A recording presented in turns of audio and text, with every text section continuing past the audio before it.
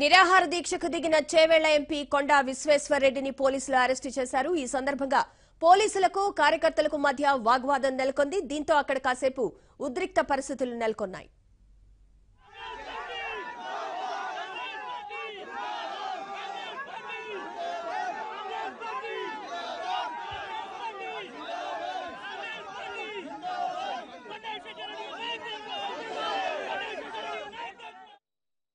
తెలంగాణ సాధించిన తర్వాత కూడా ఉమ్మడి రంగారెడ్డి జిల్లాకు తీరని నష్టం వాటిల్లిందని ఆరోపిస్తూ ఆయన దీక్షకు దిగారు.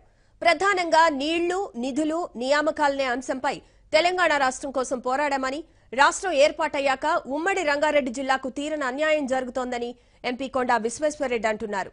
గత 5 ఏళ్లలో జిల్లాకు ఒక్క కొత్త ఉద్యోగం రాలేదని, ఎకరం పొలానికి నీరు అందించలేకపోయారని విమర్శించారు ఆయన.